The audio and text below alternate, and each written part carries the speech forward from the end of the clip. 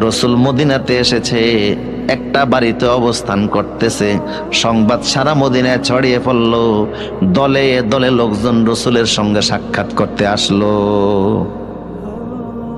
এদের ভিতরে অমুসলিমও ছিল, মুশরিক ছিল, ইহুদি ছিল, খ্রিস্টান ছিল। ইহুদিদের একটা দল, ওই কমিউনিটির ইহুদিদের ভিতরে সবচেয়ে বড় যিনি আলেম ছিলেন, জ্ঞানী ছিলেন, বড় নেতা ছিলেন, নাম ছিল আব্দুল্লাহ ইবনে সালাম। কি নাম? যুবকরা কথা বলতেছে না, কি নাম? আব্দুল্লাহ ইবনে সালাম রসুলের সঙ্গে সাক্ষাৎ করলেন, আপাদমস্তক দেখলেন, চেহারার দিকে তাকিয়ে বললেন, মুহাম্মদ সাল্লাল্লাহু, আমি ইহুদিদের নেতা, আমার আদেশে হাজার হাজার ইহুদি অনুসরণ করে। মদিনার কমিউনিটিতে আমি সবচেয়ে বড় আলেম, তাওরাতের হাফেজ।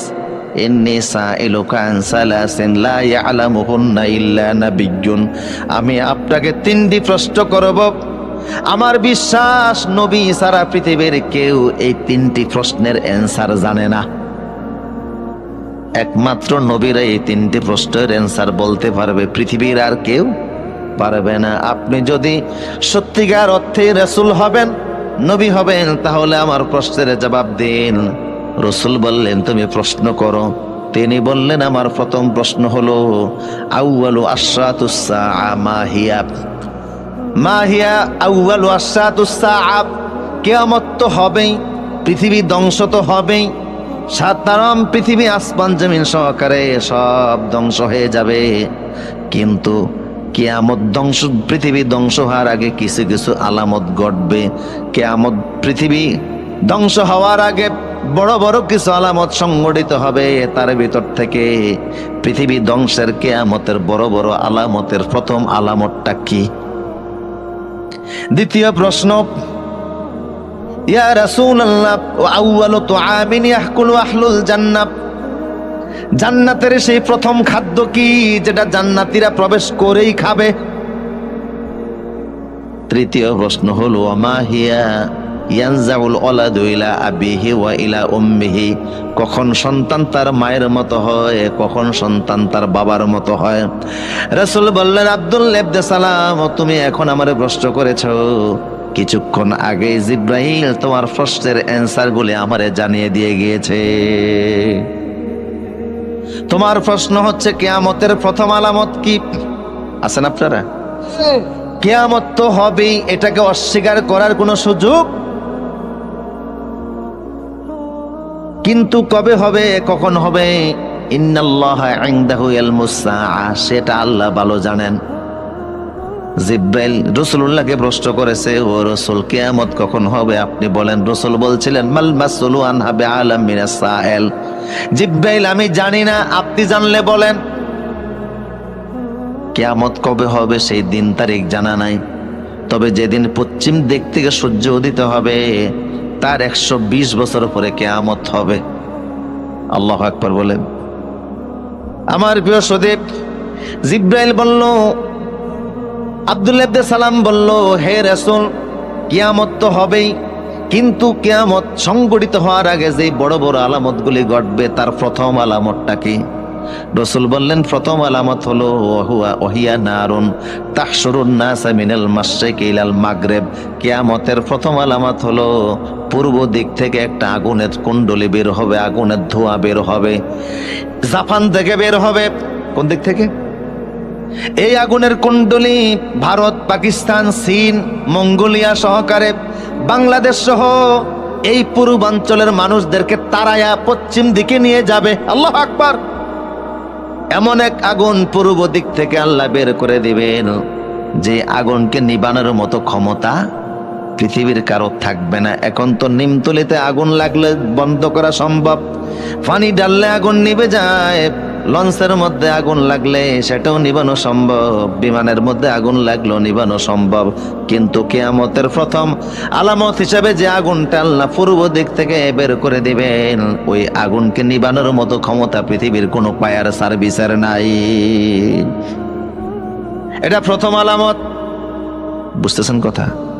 তুমি প্রশ্ন করেছো, আউয়ালু তুআমিন ইয়াকুলু আহলুল জান্নাহ, জান্নাতি লোকেরা যখন জান্নাতে যাবে তখন জান্নাতে তো খাবারের কোনো অভাব নাই, ঠিক কিনা?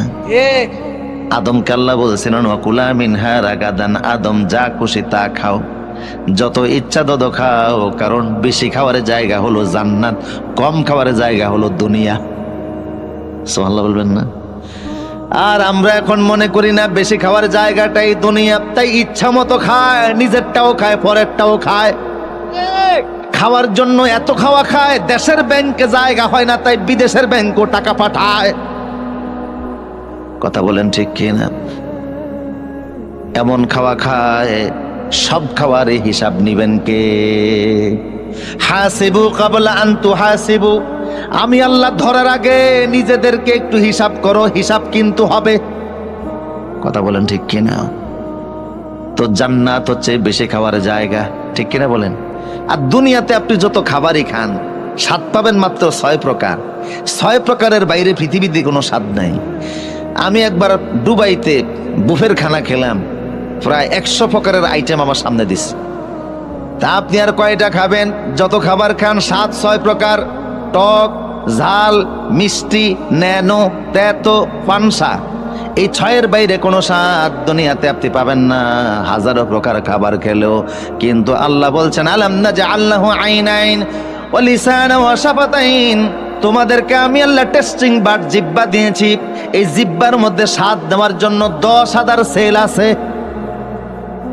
দুনিয়াতে পাইলেন মাত্র 6 প্রকার, বাকি যত স্বাদ আছে 9,994 প্রকার স্বাদ আল্লাহ জান্নাতে দান করে দিবে। আমরা বেশি খাই অবশ্য নিজের বাড়িতে না, আরেকজনের বাড়িতে, ঠিক কিনা বলেন? কম খাবেন, বরকত আছে না নাই? এক জায়গায় মেজবানির আয়োজন হয়েছে, গৃহকর্তা আসছে আমেরিকা থেকে, গরু লাগে গ্রামবাসীর 5টা, উনি জবাই করছে 10টা। এর মধ্যে 2 গ্রামের মানুষ আমন্ত্রিত, 1 গ্রামের লোকেরা রাগ করে আসে নাই। উনি বললেন ঠিক আছে, বাকি গ্রামে যারা আছে ইচ্ছা মতো খাও। এরা ডাকলো, ফলাও খেয়াল লাভ কি, শুধু গোস্ত। এক লোক এমন খাওয়া খাইছে, এখন দম ছাড়তে পারে না, নাকের আগা দিয়া দম আসে আর যায়। ও সিতুয়া শুয়া উপরের দিকে মুখটারে কাট করে দিয়া আজরাইলে ডাকতে আছে। পরিস্থিতি বড় জঘন্য, যে কোনো সময় লাশ হইতে পারে। লোকজন বলল, জমিদার সাহেব আপনি যে আয়োজন করছেন, এত সম্মানের চাইতে আরো তো বেজ্জিত হওয়ার সম্ভাবনা বেশি। এই লোক যদি এখন মারা যায়, পত্র পত্রিকায় ফেসবুকে আপনার বিরুদ্ধে কথা উঠবে, তাড়াতাড়ি এরে সুস্থ করেন। উনি ডাক্তার ডেকে আনলেন, ডাক্তার ও চেহারা দেখা কয় বুঝতে পারছে একটু বেশি খাইছে আর কি, সমস্যা নাই, মাত্র 5 মিনিটের কাজ। আমি একটা ট্যাবলেট বানাইছি, তুমি যদি এটা গিলে ফেলো 5 মিনিটের মধ্যে ফ্যাট ক্লিয়ার হয়ে যাবে। উনি কয় ডাক্তার আমাদের কোনো আক্কল আছে? এত বড় ট্যাবলেটটা খাইতে ফেললে আমি তো গোশত আরেক টুকরা খাইতাম। হযরতে ওমর মদিনাতে একজন ডাক্তার গিয়েছিল, মিশরের বাদশা মুকাউকাস মদিনাতে ডাক্তার পাঠাইছে মদিনার মুসলমানদের চিকিৎসার জন্য। 6 মাস চেম্বার খুলে ডাক্তার বসেছিল, কোনো রুগী তালাশ করে পায় নাই। ওমরকে বলল, ওমর তোমাদের মদিনার মুসলমানরা কেউ অসুস্থ হয় না? ওমর বলল, শোনো আমরা সেই জাতি যারা রসুলের সুন্নত তরিকায় খাবার খাই।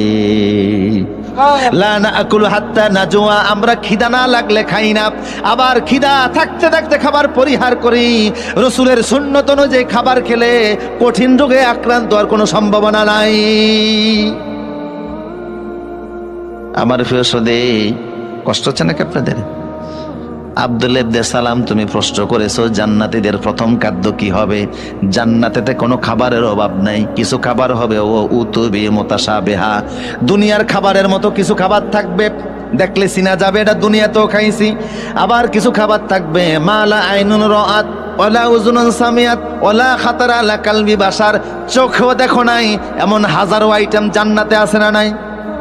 কিন্তু সর্বপ্রথম যে খাবারটা আল্লাহ জান্নাতীদের মুখের সামনে তুলে ধরবেন সেটা হলো কাবাতে হুত। কিছু মাছ আছে, দামি কিছু মাছ থাকবে জান্নাতে, ওই মাছের কলিজার পাশে অতিরিক্ত একটা অংশ থাকবে, এটা বড় দামি জিনিস, কলিজা না, মাছের কলিজার পাশে অতিরিক্ত চর্বিযুক্ত একটা অংশ থাকবে, ওই জিনিসটা এত স্বাদ হবে, ওইটা দ্বারা জান্নাতীদেরকে আল্লাহ সর্বপ্রথম আপ্যায়ন শুরু করবে।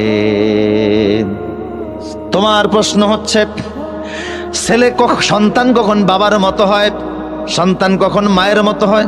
অনেক সময় সন্তানদের চেহারা বাবা মার চেহারার কাছাকাছি হয় না? রসুল বললেন যে দেখো, ফিতার পৃষ্ঠদেশ থেকে যখন এক স্পাম বের হয়, ইয়াখরুজু মিন বাইনিস সুলবি ওয়াত তারাইব, আর মায়ের বক্ষপিঞ্জর থেকে ওবাম বের হয়, এটা ভাইজিনাল লিকুইড। এটা যদি বের হয়, বাবারটা যদি, স্পামটা যদি আগে বের হয়, তাহলে সন্তান বাবার চেহারার মতো হয়। যদি মার ওবামটা আগে বের হয়, তাহলে সন্তান মায়ের মতো হয়। আম মজলিসে এর চাইতে আর অন্য কোনো ভাষায় আমার বলার সুযোগ নাই। আব্দুল্লাহ ইবনে সালাম বললেন, হে রাসূল, আপনি যা বলছেন হুবাহুব তাওরাতের সাথে মিলে গেছে, আমি সাক্ষ্য দিচ্ছি আপনি আল্লাহর রাসূল। হাত ইয়াদাক, আপনার হাত আগে দেন, আমারে পড়েন, আশহাদু আল্লা ইলাহা ইল্লাল্লাহু ওয়াহদাহু লা শারীকা লাহু ওয়া আশহাদু আন্না মুহাম্মাদান আবদুহু ওয়া রাসূলুহু। কালেমা পড়ে তিনি মুসলমান হয়ে গেলেন।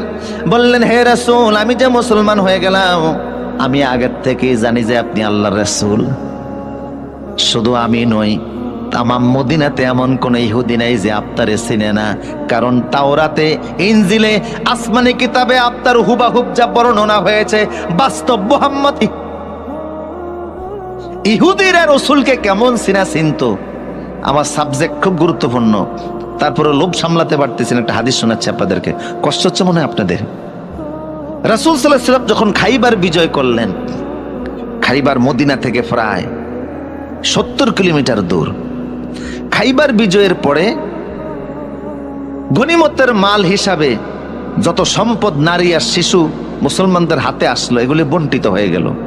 এর মধ্যে কিছু নারীরা ছিল, তারাও সাহাবীদের মাঝে বন্টিত হলো। আপনারা বুঝতেছেন কথা? তার মধ্যে একজন নারী হযরত সাফিয়া রাদিয়াল্লাহু তাআলা আনহা, তিনি আমাদের আম্মা জান উম্মুল মুমিনিন, তিনি হযরত দাহিয়া কালবির ভাগে পড়ছেন।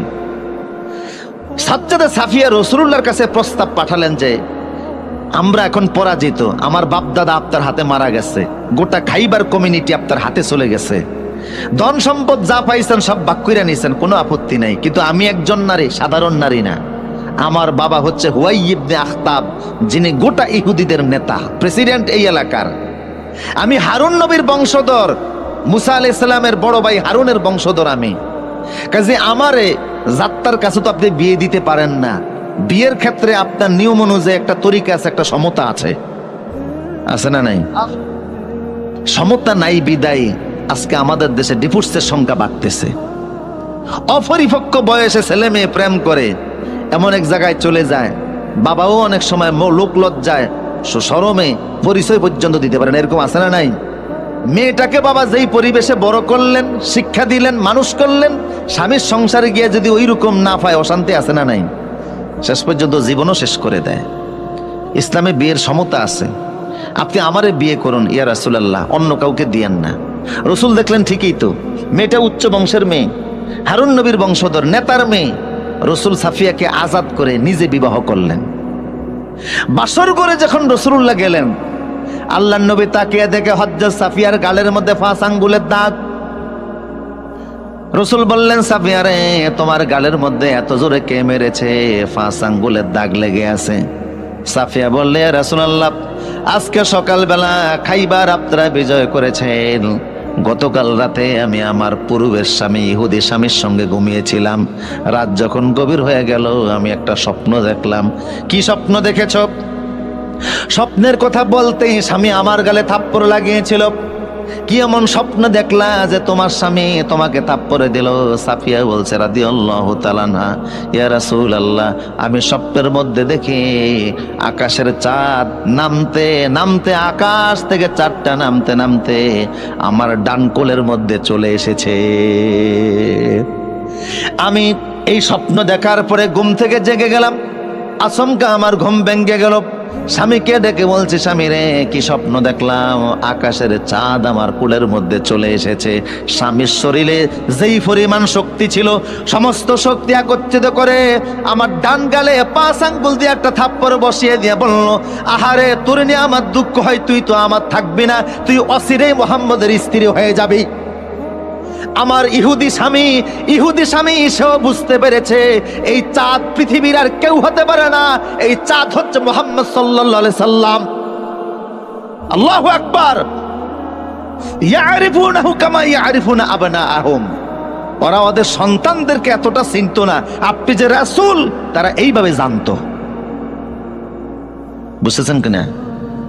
প্রসূতি আব্দুল্লাহ ইবনে সালাম বলছে, আপনি যে আল্লাহর রাসূল ওরা ভালো করে জানেন, কিন্তু ওরা গাদ্দারি করে, এদের পুরানো রীতি, ঠিক কিনা বলেন? এরা একদিনে পৃথিবীর 112 জন নবীকে হত্যা করেছে। এই ইহুদি জাত, পৃথিবীর এমন কোন মানুষ নাই, এমন কোন যুগ নেই যেই যুগে মানুষকে কষ্ট দেয় নাই। আজকের পৃথিবীতে এরা সবচেয়ে বেশি অশান্তির কারণ। ইউক্রেনে হামলা হয়েছে, আমি যুদ্ধ বন্ধ হইতে দোয়া করি নাই। এর আগে ইরাকে হামলা হয়েছে, দোয়া করছে। কথা কোন ঠিক কিনা? আফগানে হামলা হয়েছে, দোয়া করছে। কারণ ইউক্রেনের মূলত যুদ্ধ ইহুদি আর নাস্তিকদের যুদ্ধ। কথা বলেন ঠিক কিনা? 1991 সালে মার্কিন যুক্তরাষ্ট্রে একজন নাগরিক একটা বিড়ালকে হত্যা করেছিল। সেই অপরাধে ওই নাগরিকের বিরুদ্ধে মামলা হয়েছে মার্কিন যুক্তরাষ্ট্রে। $6,000 তার বিরুদ্ধে জরিমানা হয়েছে। বিড়াল হত্যার অপরাধে মার্কিন আদালতে বিচার হয়, $6,000 জরিমানা হয়। অথচ 2.5 বছরে ইতিহাসের জঘন্যতম নিকৃষ্ট পাপিষ্ঠ মিস্টার বুশ ইরাকে 18 লক্ষ মুসলমানকে হত্যা করেছে। তার বিরুদ্ধে মামলা, বিচার হওয়া তো দূরের কথা, মার্কিন আদালতে একটা মামলাও হয় নাই। কথা বলেন ঠিক কিনা? তোমাদের এই জাতিসংঘ, এটাকে আমরা খ্রিস্টান ক্লাব মনে করি, এছাড়া আর কিছু নয়। তবে দুঃখ লাগে, আজকের পৃথিবীর প্রায় 70% সম্পদ মুসলমানদের হাতে। 57টি স্বাধীন মুসলিম দেশ, তেল গ্যাস সহকারে আল্লাহ কি আমাদেরকে দেন নাই? আমরা ঐক্যবদ্ধ হলে কাফের মুশরিক পালিয়ে যাওয়ার রাস্তা খুঁজে পেত না। প্রিয় সুদীপ, ইম্পর্টেন্ট আলোচনা সামনে, একটু কষ্ট দিচ্ছি আপনাদেরকে, যদি একটু সামনের দিকে আসতেন।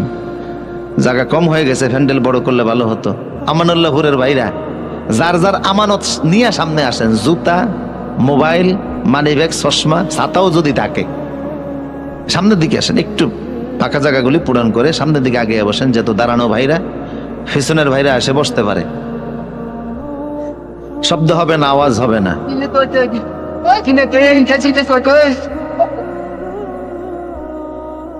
ব্যাস, কোনো আওয়াজ হবে না। সবাই যার যার জায়গা নিয়ে বসে যায়।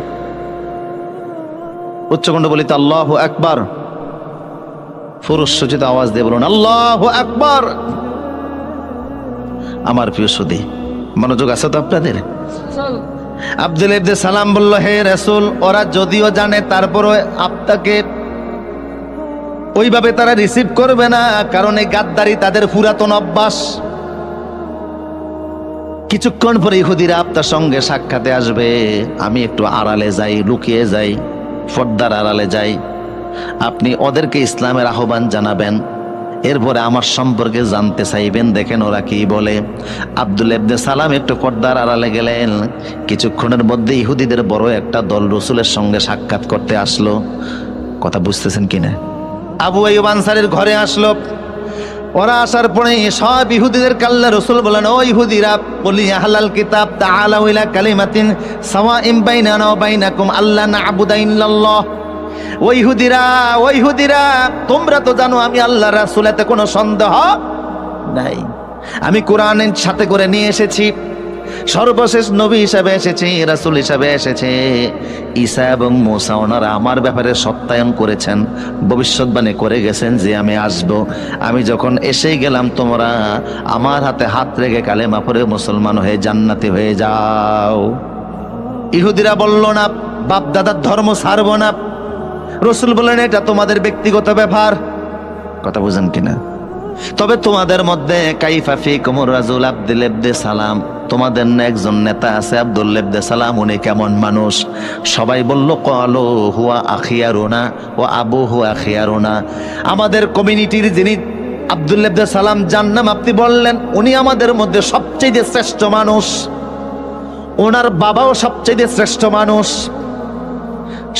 ও আ'লামুনা, ও আলেম আবুনা, তার বাবা আমাদের সমাজের সবচেয়ে বড় আলেম, উনিও আমাদের সবচাইতে সমাজের বড় আলেম। আমাদের কমিউনিটিতে ইহুদি পাড়ায় ওনার চাইতে বড় আলেম কেউ নাই, সব ওনার চাইতে ভালো মানুষ আর কেউ নাই। রাসূল বলেন, আচ্ছা সে আব্দুল্লাহ ইবনে সালাম যদি কালেমা পড়ে মুসলমান হয়ে যায় তোমরা কি মনে করো? কয় আল্লাহ হেরে মাফ করুক। এটা জীবনও হতে পারে না, আমাদের নেতা বুঝে কালেমা পড়বে। এমন সময় পর্দার আড়ালে লুকানো থেকে আব্দুল্লাহ ইবনে সালাম সামনে এসে বললেন, ইহুদিরা তোমরা সাক্ষী থাকো, আশহাদু আল্লা ইলাহা ইল্লাল্লাহু ওয়াহদাহু লা শারীকা লাহু ওয়া আশহাদু আন্না মুহাম্মাদান আবদুহু ওয়া রাসূলুহু। আব্দুল্লাহ ইবনে সালাম কালেমার ঘোষণা দিলেন, আল্লাহু আকবার। এখন ইহুদিরা চিৎকার মেরে উঠলো, কয় হুয়া শাররুনা ওয়া আবু শাররুনা, হে মুহাম্মদ এর চাইতে নিকৃষ্ট মানুষ আমাদের সমাজে আর কেউ নাই, এর চাইতে মূর্খ লোক আর কেউ নাই। রাসূল কয়, একটু আগে কইলা কি, এখন কও কি? কথা বুঝেন কি না? একটু আগে না বলছো এর চাইতে ভালো মানুষ আর কেউ নাই, এর চাইতে ভালো আলেম আর কেউ নাই, এখন কও এর চাইতে জাহেল আর কেউ নাই, এর চাইতে মূর্খ লোক আর নিকৃষ্ট লোক আর কেউ নাই। তার মানে আমার দলে থাকলে অনেক বড় কিছু, আমার দলে না থাকলে অন্য কিছু। আমার দলে থাকলে বয়স যদি 40 হয় হেত মুক্তিযোদ্ধা। কথা কয় না কা? আমার বাড়িতে একজন আছে, আমার আব্বা মুক্তিযোদ্ধা ছিলেন আলহামদুলিল্লাহ। আর আমার বিপক্ষে থাকলে যদিও দেশের জন্য মানুষের জন্য কোরআনের জন্য অনেক খেদমত করেছে, তারপরেও তার বিরুদ্ধে তোকমা আছে না নাই? হে রাসূল, এটা ওদের পুরাতন রীতি, বুঝেন না আপনারা কথা? এটা ওদের পুরাতন অভ্যাস, পুরাতন রীতি। ইয়া রাসূলুল্লাহ, আল্লাহ রাসূল বললেন, আব্দুল্লাহ ইবনে সালাম ঠিক আছে, এরা যেহেতু হই হাল্লা শুরু করলো, রাসূল ওদেরকে বের করে দিলেন, যাও চলে যাও, তোমাদের অভ্যাস আগেরটাই পরিচয় দিয়েছো, কিছুক্ষণ আগে কি বলেছো এখন কি বলতেছো, তোমরা নিজেরাই স্ববিরোধী। কথা বুঝেন কিনা? এই পর্যায়ে এসে আমি এখন যা বুঝাতে চাই, আছেন আমার সাথে? এই আব্দুল্লাহ ইবনে সালাম উনি কালেমা পড়লেন, সহিভাবেই পড়লেন, ওনার সাথে আরো একদল ইহুদি সবাই কালেমা পড়ে মুসলমান হয়ে গেছে। আব্দুল্লাহ ইবনে সালাম এমন খাঁটি মুসলমান হলেন, আল্লাহ রাসূল এক হাদিসে বললেন, ওহুয়া আশিরুন মিন আশারাতিন মিন আহলিল জান্নাহ, জান্নাতের যদি 10 জন লোকের লিস্ট করা হয়, ওই জান্নাতের 10ম ব্যক্তি হলো আব্দুল্লাহ ইবনে সালাম। জান্নাতি যদি 10 জন লোকের লিস্ট করা হয়, ওই 10 জন লোকের একজন হলো আব্দুল্লাহ ইবনে সালাম। অথচ সে আব্দুল্লাহ ইবনে সালামের বিপক্ষে আল্লাহ সূরা বাকারা 208 নম্বর নাজিল করলেন। কি করছে আব্দুল্লাহ ইবনে সালাম? কেন আল্লাহ তাদেরকে ধমক দিয়ে সূরা বাকারার 208 নম্বর আয়াত নাজিল করলেন? বুঝতেছেন কথা? আব্দুল্লাহ ইবনে সালাম সেই যুগে ইসলাম কবুলের পরে ইসলামের পরিপূর্ণ বিধিবিধান মানতেছিল, রাসূলের শরীয়তের প্রত্যেকটা বিধিবিধান পালন করতেছিল, নামাজ পড়তেছিল, হজ যাকাত কুরবানি শরীয়তের যত বিধিবিধান সব পালন করতেছে, কিন্তু পাশাপাশি মুসা নবীর শরীয়তেরও কিছু জিনিস মানতে শুরু করছে। কথা বুঝেন কিনা? কষ্ট হচ্ছে মনে হয় আপনাদের? মুসা নবীর শরীয়তের কিছু বিধিবিধান আব্দুল্লাহ ইবনে সালাম মানে, মুহাম্মদ সাল্লাল্লাহু আলাইহি ওয়াসাল্লামের শরীয়তের বিধিবিধানও মানে। আল্লাহ ধমক দিয়ে আয়াত নাযিল করলেন, খবরদার ইসলাম আসার পরে অন্য কোন ধর্মের বিধান আমি আল্লাহ অ্যাকসেপ্ট করব না। মুহাম্মদ সাল্লাল্লাহু আলাইহি ওয়াসাল্লামের শরীয়ত আসার পরে অন্য কোন নবীর শরীয়তকে আমি আল্লাহ স্বীকৃতি দিব না। আল্লাহু আকবার। এই সাহাবীদেরকে আল্লাহ ধমক দিচ্ছেন, মুসা নবীর শরীয়ত মানতে চাই। এখন বলেন আপনারা, মুসা নবী কি ইসলামের বাইরে? কথা কয় না? উনিও তো আল্লাহ রাসূল ছিলেন, সাধারণ রাসূল। ওয়াকাল্লামাল্লাহু মূসা তাকলিমা, যিনি আল্লাহর সাথে সরাসরি বিনা তারের কানেকশনে কথা বলতেন। তুর পাহাড়ে গিয়ে যখনই আল্লাহরে ডাক দিতেন, আল্লাহ ডাকে সাড়া দিতেন।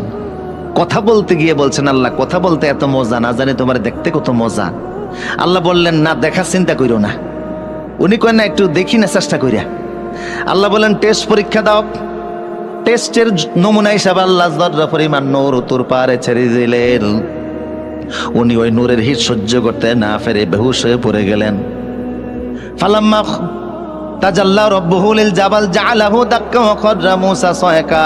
যখন তিনি বেহুশ হয়ে জমিনে পড়ে গেলেন, 7 দিন পর্যন্ত মূসা নবীর কোনো হুঁশ ছিল না। কয়দিন? 7 দিন পরে আল্লাহ বলে, মূসা রে, টেস্ট পরীক্ষায় তো পাস করো নাই, এখন কি দেখার ইচ্ছা আছে নাকি? উনি কয়, ক্বালা ইন্নী তুবতু ইলাইকা ওয়া আনা আউয়ালুল মুমিনিন। আল্লাহ, তওবা করলাম, জীবনও দেখার নাম নিতাম না। বুঝতে পেরেছি, দেখার চিন্তা করে আমি ভুল করছি, তবে জান্নাতে দেখা দিও। তাইলে দেখতে না ফেললো, আল্লাহ নূরের হিট তাজাল্লির একটা ধাক্কা তো খাইছে। কথা বলেন ঠিক কিনা? তাওরাত ওনার উপরে এসেছে, জলিল কদর পয়গম্বর ছিলেন, রাসূল ছিলেন, আল্লাহর নূরের হিটে ধাক্কাও খেলেন, অথচ সেই নবীর শরীয়ত মানতেছে। আল্লাহ ধমক দিয়ে বললেন, খবরদার, মুহাম্মদ সাল্লাল্লাহু আলাইহি ওয়াসাল্লামের শরীয়ত আসার পরে অন্য কোন নবীর শরীয়ত মানা যাবে না।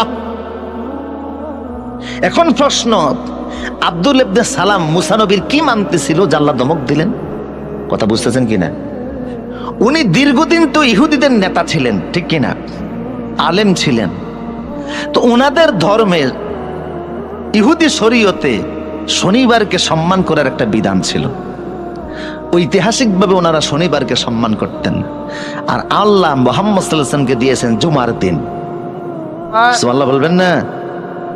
ইহুদিরা সম্মান করে শনিবার দিনকে, খ্রিস্টানরা করে রবিবারকে, আর আমরা করি জুমার, শুক্রবার বলবেন না, বলবেন জুমার দিন। এই জুমা শব্দটা বললেও 50টা নেকি আমল নামায় উঠে যাবে। এই জুমা নামে কোরআনে একটা সূরাও আছে, আছে না নাই? কোরআনের নির্দেশ হচ্ছে, ইজা নুদিয়া লিস-সালাহ বিয়াউমিল জুমআহ ফাসআউ ইলা যিকরিল্লাহ। জুমার দিনের আজান যখন হয়ে যাবে, আর কাজ করা যাবে না, ব্যবসা করা যাবে না, বাণিজ্য করা যাবে না, দৌড়াও মসজিদের দিকে, দৌড়াও মসজিদের দিকে। আমাদের অনেক মুসল্লিরা আছে মাত্র 2 রাকাতের জন্য দৌড়ায়, বাসার তরে বৈশা খুতবা শুনে। কথা কোন ঠিক কিনা? আমার মসজিদে 4তলা মসজিদ, দূর দূরান্ত থেকে অনেক মুসল্লিরা নামাজ পড়তে ঢাকা উত্তর বাড্ডা যায়। এখন আশপাশের যারা আছে তারা দেখে দূরের লোকেরা এসে জায়গা আগে দখল করে, এই জন্য হেরা আবার জায়নামাজ বিছানো শুরু করছে। মানে জায়নামাজ বিছিয়ে জায়গা দখল করে পরে আসে।